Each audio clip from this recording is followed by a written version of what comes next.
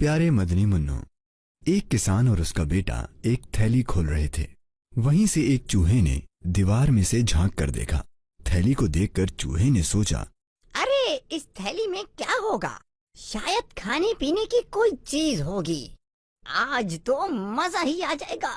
थोड़ी देर बाद चूहे ने देखा थैली के अंदर एक चूहेदानी थी। चूहा डर गया।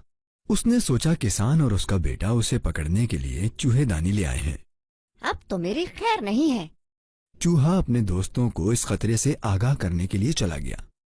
चूहा जोर जोर से चिल्लाने लगा, घर में चूहेदानी आ गई है, होशियार, घर में चूहेदानी आ गई है। मुर्गे ने ये सुना तो गर्दन ऊपर करके बोला, चूहे भाई, चूहेदानी से खतरा तो सिर्फ तुम्हें है, उसमें भला मैं कैसे फंसूंगा? इसलिए होशियार तो तुम्हें होना चाहिए। उसके बाद चूहा बकरे के पास पहुंचा और उससे बोला, बड़े भाई, किसान ने आज घर में चूहेदानी लाकर रखी है, उससे हम सबको खतरा है।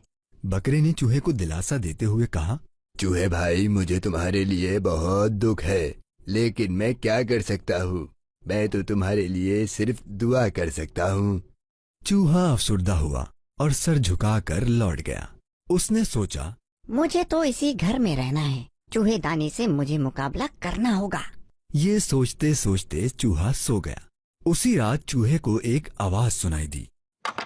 चूहे ने सोचा, कहीं कोई चूहेदानी में फंस तो नहीं गया।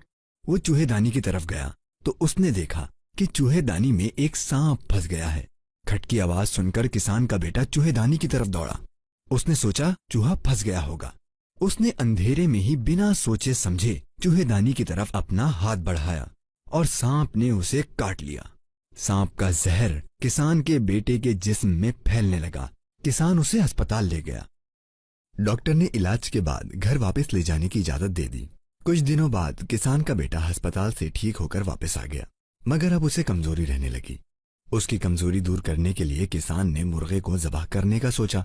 अगले दिन किसान ने मुर्गे को ज़बाह किया और उसका सूप बनाकर बेटे को पिलाया। किसान के बेटे का हाल चाल पूछने रिश्तेदार आने जाने लगे। आने जाने वाले लोगों को किसान ने बकरा ज़बाह करके उसका गोश्त खिलाया।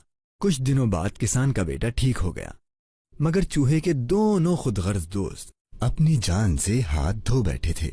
अपने खुदगर्ज दोस्तों का चूहे को बहुत दुख हुआ। उसने सोचा, काश दोस्तों ने मेरी बात मानकर मेरी मदद की होती। सबक। प्यारे मदनी मुन्नो, इस कहानी से हमें यह सबक मिला कि अगर हम खुद मुसीबत और तकलीफ से बचना चाहते हैं तो हमें चाहिए कि मुसीबत ज़दा लोगों की मदद करें। फरमान मुस्तफ़ा सल्लल्लाहु तआला अलैहि वसल्लम, जिसने किसी मोमिन से दुनिया की कोई तकलीफ दूर की, अल्लाह पाक उसकी क़यामत की तकलीफ दूर फरमाएगा।